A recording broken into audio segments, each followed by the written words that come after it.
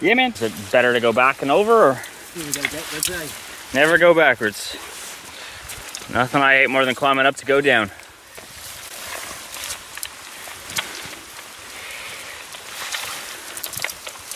What you're putting on this side there.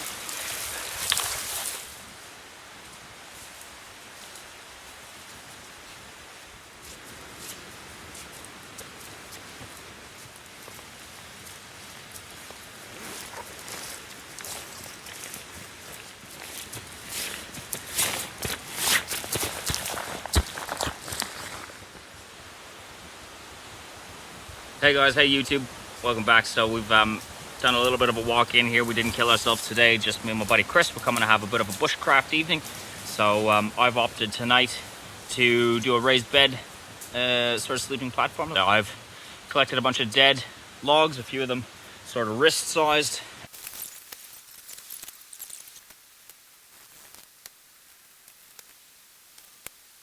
That are going to form the actual platform that I'm going to lay on. So I selected two really nice long straight ones, and I should be able to get all of it done with just those two. I won't have to cut any more. I don't like to cut a lot of fresh trees while I'm out here, but from time to time it's a bit of a necessity. There was nothing in here that was straight enough that was already dead, so I'm just going to go with those two straight long skinny poles, and they'll form the actual platform that I'm going to lay on tonight. We're about to sort of decide how we're going to lay out our camp. Chris has set up his hammock just off over the side over here, so he's pretty much all set up. Didn't take him but about 7 minutes. So I'm thinking that I might put my bed just back here with my tarp coming down behind me to block the wind from our sleep, and also to block the wind from the fire. We'll probably put the fire down here centrally, and we'll go from there. So I'll reposition you guys, and we'll start building this little frame. I'm going to do another raised bed platform with these again today. This is just going to be a little bit higher. It's going to involve a few lashings and a couple of tripods, but basically it comes down to having the same amount of bedding, 4 nice long poles the length of your body, and a couple of little wee tripods on the end. So follow me along, we'll whack that up, and I'll show you what you need to do. So first off, you need to go out and gather your material. You're going to need 6 poles about 1 meter long each. These are going to form the tripods on either end. You're also going to need 4 poles, nice and skinny, a little bit of flex in them, but solid enough to take your weight independently. You're going to need these 4 poles to be just a little bit longer than you are tall. So, okay, you want a little bit of overlap. You're going to hang those into the tripod, and that's what's going to form your support. Okay, so a little bit of extra on the other side, not going to hurt you. Once you've collected these poles, I'm just going to take the axe. We're going to go down them. We're going to make sure we've gotten rid of all of these big lumps and knots and branches and everything like that, things that might stab you in the back. They don't have to be perfectly smooth. You're just looking to get rid of the really sharp edges here, guys. The bedding's going to go on top of that, and all those actual little lumps and bumps, you're not going to feel them so much. We're just looking to get rid of sharp edges so we're not poking holes in our sleeping bag overnight. I'm going to go ahead and clean up the other 3 poles, and then I'll make you a real quick demonstration of the square lash, which we're going to use for our crossbars. Everybody knows how to do the tripod already. Once you've decided where your bed's going to go and you've chosen your nice sort of levelish area ground, set your tripod up. You want flat face facing the other flat face. Your bed's going to go between this flat face here and the other one that's just behind you guys at the camera at the moment. And you've got your 3rd leg of the tripod running straight out behind. This way it won't be prone to twisting and flipping over on you in the middle of the night. Once we've done that, we're going to take this little offcut. So this is the perfect cross member on, and I've split it. So I've got 2 pieces this size that are flat down one side. We're going to lay this flat side up against this side of the tripod over here, against this flat face. And we're going to use a square lash on this point and on this point over here. We're just going to attach this. We're going to do this to the best of our ability, making it level with our eyeballs, making it level with the height that we want it to be off the ground. That'll be the main support for our 4 main lengths that are going to support us in the bed. Found the center. I'm going to lay that center around the back, down here like that, and hold on to the 2 tag ends. We've got 1 string coming under from each side of it, underneath just like this. See the 2 separate strings here. We're going to go over. Get this as level as best we can by our eyeball. Go over the top. I'm going to cross them in the back here We're going to come back out and we're just going to basically repeat that. We're going to follow always on top of our other ones. Come down here, go around the back, swap them over, come over the top, come around the back. And I've run out of string now, so we'll tie that one off like this. After that, we'll top the bed off with the usual fern padding, fern coverings. That'll make it soft, that'll make it insulated, that'll keep the wind off the bottom of the sleeping bag. I mean, all it's going to reduce the number of trees that we actually need to cut down, because you'll get away with just having 4 runners underneath you instead of having to layer a solid bed of sticks. We'll do up both sides here. We'll lay our staves out, and then we'll prepare our ferns, cut them to the right lengths, and I'll show you how they go. So one there, one over here, nice and level, nice and solid. Already the same thing set up on this side over here. So now it's just a matter of setting our 4 poles onto it and letting them roll around, finding where they sit best, finding what's going to be the most comfortable. No point in finding them. They'll all have their own twists and bends and knots and curves. You might as well work with that, because otherwise you're going to have a long, rough night. I'm going to specifically put the 2 largest of the poles on the outside, and I'm going to put the 2 thinnest, springiest poles in the center. Just like this.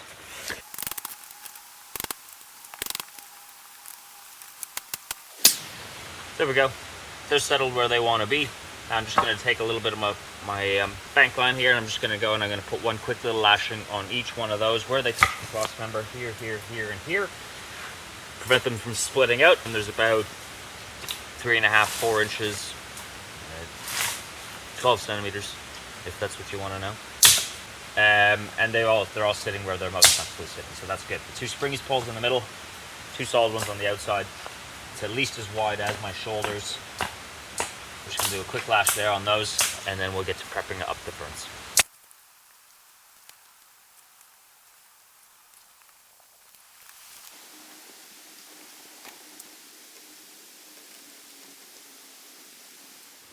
There we go, guys.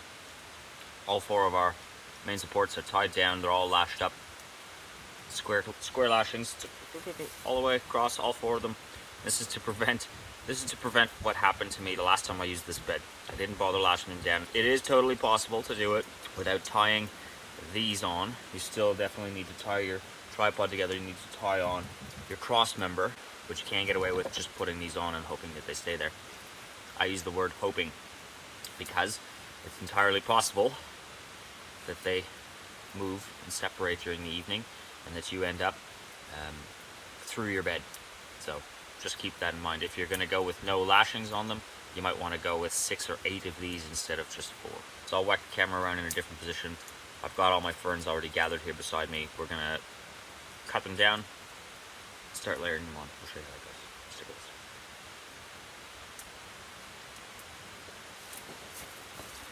us. Nice.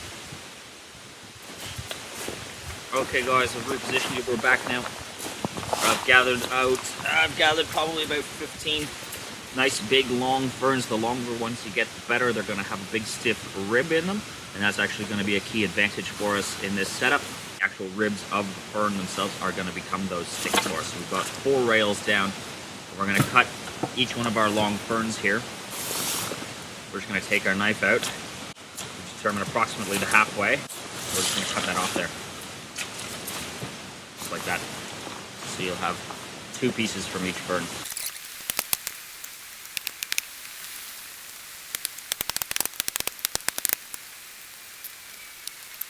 Okay everybody, that's that work done. Got a good little stack here. We're going to focus and we're going to start right in the section that's going to be the core of our body. That's the part that we need to keep warmest, keep the most comfortable. So from our hips up to our shoulders and just beyond our head, that's going to be the key part. So now we've got all these little half lengths. We're just going to start laying them sideways with the stalks spread out.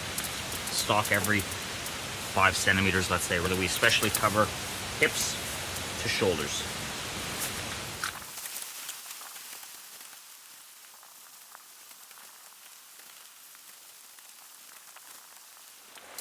There it is, guys. That's our finished product right there. 15 ferns. That's sufficient. Our sleeping bag is going to actually do a lot of the insulating. This is just going to keep the majority of the draft off us. This is going to give us some support. This is going to even out all the roughness between just having 4 rails running down underneath there. So that looks good to me.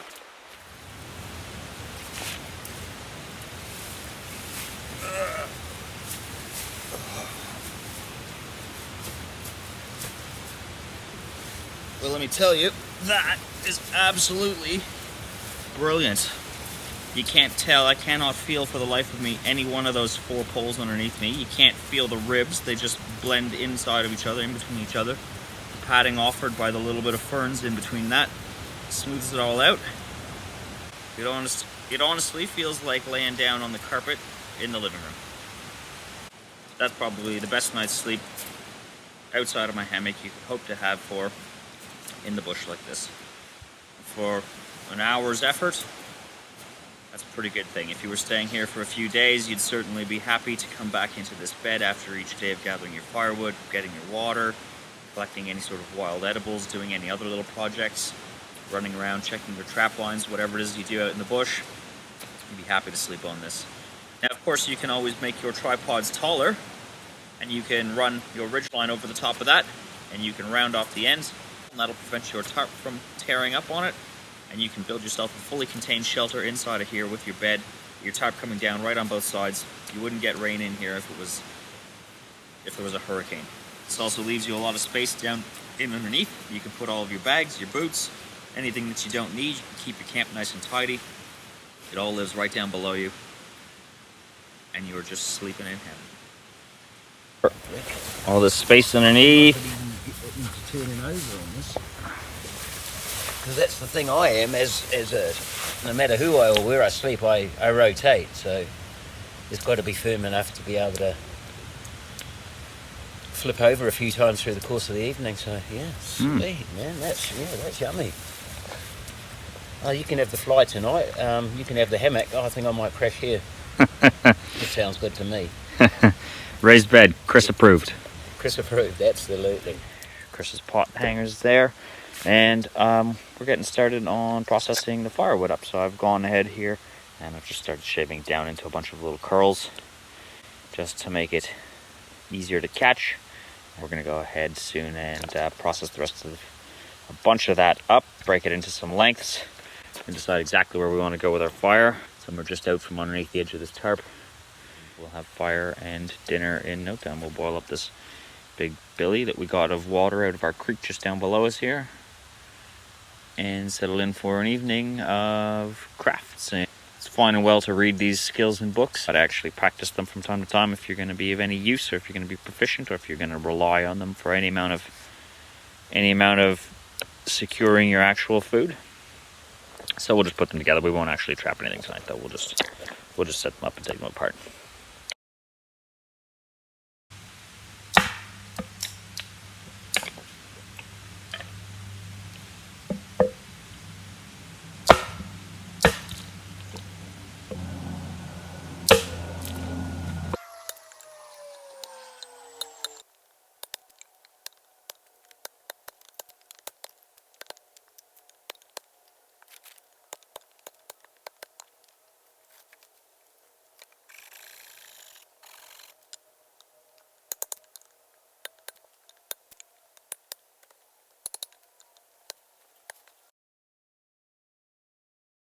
Just going to dig it in with my heel, get it actually in to the ground a little bit.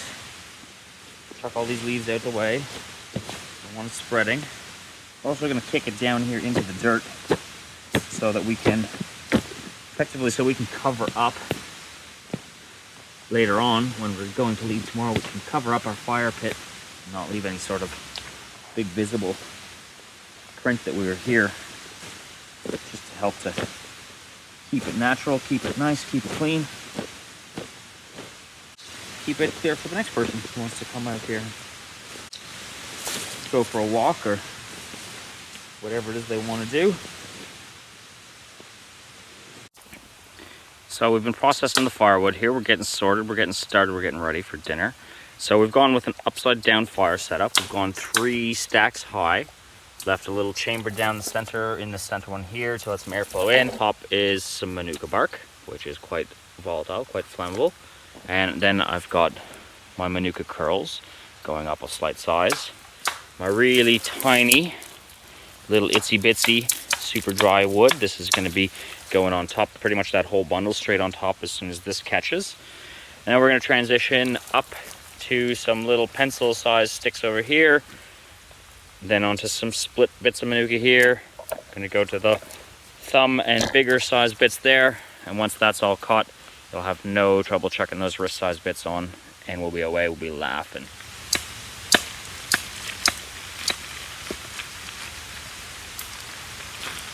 One will be enough, yeah?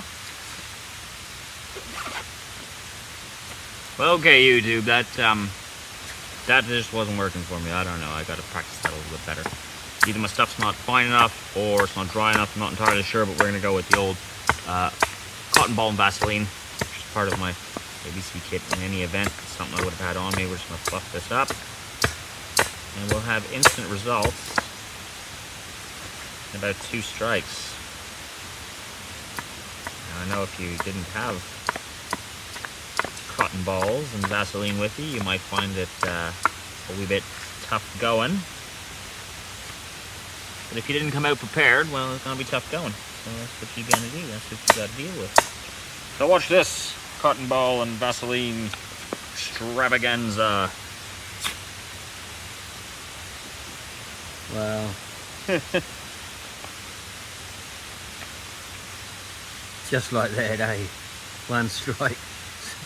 I think there's probably just enough moisture in it, eh? Probably just enough to keep it.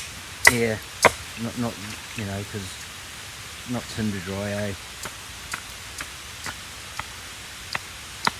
Never mind. We have success. Fact is that we need fire for our dinner, and this is how we're gonna bloody get it.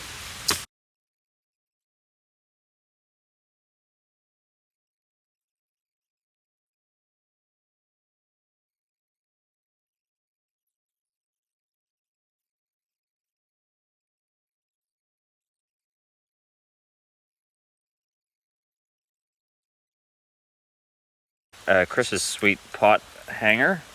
Gnarly crooked old stick, but she sure works a treat.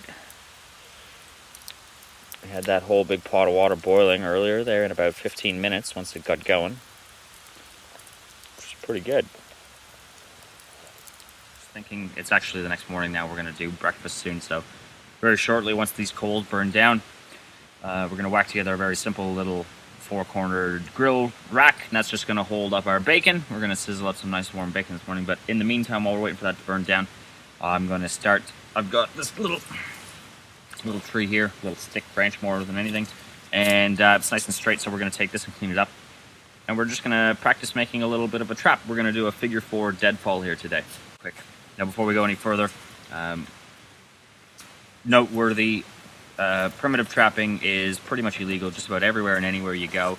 So this is, you know, we're not going to catch any animals with it. We're not going to leave this thing set up. We're just purely building it for the therapeutic sake of building it, putting it together, you know, learning and owning that skill, keeping it in the back of our minds, knowing that one day if everything really were upside down, if everything went south, you would at least have this up your sleeve. You could set a few of these around and possibly catch some little wee rats or something that kind of come creeping into camp or something like that. It's just another tool to put in your box. So stick with us, guys. I'll clean this all up. We'll get to cutting this to pieces and we'll show you what to do next. Okay, guys, so I've carved together my 3 bits of wood that I need for my figure 4 deadfall trap. You've got your straight, sturdy upright with 2 sides of it cut off so that they make a 90-degree edge here. On this side here, 90-degree edge. That's going to catch on your trigger stick. Your trigger stick is here. It's long. It's got 1 little notch carved into it just like that. That little 90-degree, sort of 7 notch, if you will, right here, hooks in back here against this one. So just 7 notch up against that 90 degrees. Okay, that's the first part of it there. That's going to go down on the ground. That's your bait stick. And the third part of it of course, is the cantilever stick, which is going to hold up the log, so it's flattened off on this side so that it'll be parallel to the ground. That's where the log's going to sit. It's got a little wee 7 notch under the bottom of it, just over here. That's going to sit on top of the upright, which is sharpened to a chisel point. And then down on the back side of the other one here, there was this little wee tiny branch that was left, so it made a good little hook, and I just flattened off the edge. So basically, this goes in the ground. This one sits up on top of it like this. Got that one there. That little hook that sits into the back over here. And then the little 7 notch which mates up with the 90-degree faces that we put on this one. You hold it together ever so delicately. Once you get your weight down on the top, up here where the log is, see now I'm holding on to the top where the log is, the weight's on it. All those notches are holding together. So weight down on here. It wants to fling this back end of that top support up and out of the way, but it can't come back because this notch here is holding it all in place. Bait goes on that end of the sharp stick down in there underneath the logs. Now all we're going to do is just going to pound in 2 little guides to make sure that my log stays upright and it falls straight down onto the other log where we presumably put the bait, catch the animal. And it's actually big enough for proper deadfall. It's got to be 5 times the weight of the animal you expect to catch in it, but this is just for the sake of demonstration. Perfect. You can see these 2 little posts that I put in here, 2 little sticks. They're just a guide to keep that running up and down, and I'm actually going to move that one tighter in. Just like that. Right, easy peasy. Let me move you on over here and we'll set up that figure 4. The trickiest part with these is getting everything to set together securely enough to hold it up, but light enough that it can be undone, it can be knocked off very easily. A fair amount of fiddling involved with getting this thing to sit just right.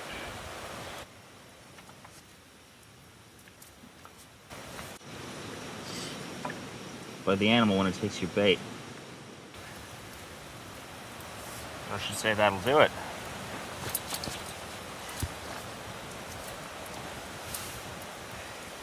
Bring these on in. As you can see here, the 7 notch from the bait stick sitting on the upright. The upright's got the cantilever here, just hanging on in there, and down in the back corner over here, we've got this little wee tiny divot in the end of our stick here, just catching on to that little piece of a twig that was left over of a branch. Okay.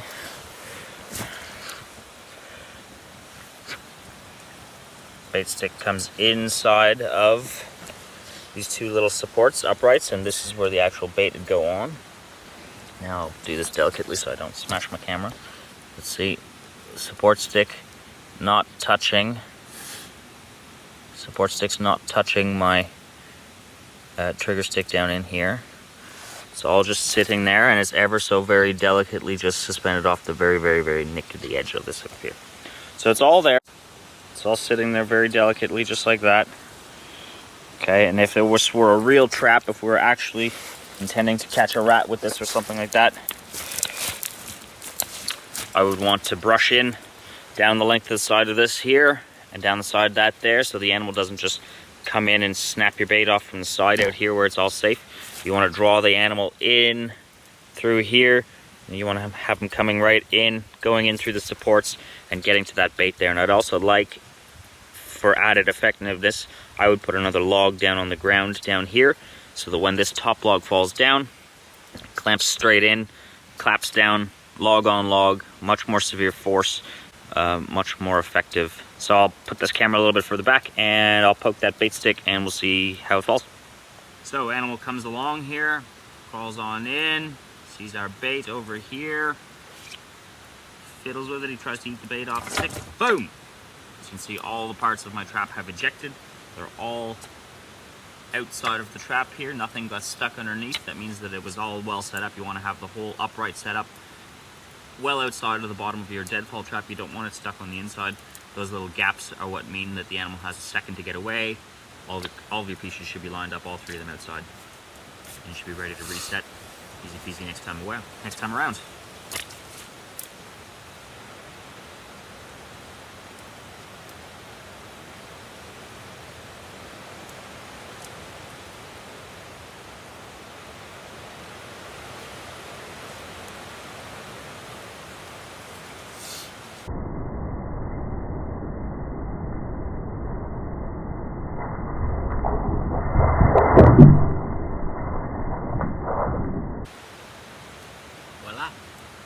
Voila. Alright, so we've had a good night's sleep. Built a few things. Breakfast time, so we're gonna do bacon and cheese wraps this morning. Oh, and sausages. We've got Kranskis as well. And we whacked ourselves up a real simple little grills aboard here. You'll see it's just 4 easy Y branches in the ground. 2 on the other side, some green sticks across so that they don't catch fire. Isn't it lovely? Smoking and cooking away gently and easily. Nice and beautiful. To Mickey. Chris the grill master. With his tongs. You can pick up these tongs from Briscoe's. Yeah, it's almost time to eat now. Just starting a little bit of preemptive cleanup on the campsite here. Like always when I leave my campsite in the bush, I like to leave it more or less as I found it. Just kind of spreading our sticks around, things that we used, things that we didn't need, things that were left over. You know, just stood them up, pile them up against the corners of trees. That way they're a little bit out of the way. They're not laying on the ground. If you do decide to come back here, they'll be here for you again the next time. Likewise with all of the hard work we put into splitting and cutting shorter lengths of stove wood, I like to stack them up in the crotch of a tree like this over here. And that way it's off the ground again. It's a handy little campsite for us. Easy place to come and get away for a quick night. So we're just gonna put everything away like that. Gonna undo my bed, of course. Stand all the poles up somewhere so that they're handy the next time I want to come back. I don't have to cut more things down. They're already there. They're ready to go. They're the right length. And I'll take all my string and we'll do a quick little emu line and walk around the camp. Make sure we haven't left anything, any garbage anywhere. And we'll douse our fire, scatter the ashes, rebury it with the dirt that we kicked up. We'll show you what it's like before we leave. It'll be like we were never here. Aside from the millions of piles of wood chips. Can't do everything. Cool guys, I'm gonna eat and we'll catch you later. So as you can see guys, we've done a pretty good job. Turned it back to what it was before we were here. Got rid of all of our supplies. Stacked our little bits of leftover firewood up. All the poles and everything that we used have all gone back up against other trees, spread out, not all up in one particular spot. So it's pretty clean. I'm standing right now exactly where my camp was last night, where I was sitting, where I was sleeping. The fire pit's been all disposed of, soaked down, mushed up, made sure, run my hands through it and there was nothing hot left in it. Buried it back over with the dirt that we'd kicked up in the first place. Scattered some leaves, scattered some little wee branches back over the site. Aside from the stove wood, you probably wouldn't know that we were ever here. That's how it should be. That's us. We're sussed, we're sorted, we've had our awesome breakfast. The time now is 3 o'clock and we've just packed everything up. We're ready to head out. We're gonna take a nice leisurely stroll, about 45-50 minutes back to the car, off home. And then I'll get to putting this all together for you guys on YouTube. Thanks again for hanging out with us. It's always a pleasure. Hope you get out. Hope this inspires you to make a few things. Hope this inspires you to just go out and have a little bit of an adventure. Doesn't have to go far to have a lot of fun. Cheers, guys.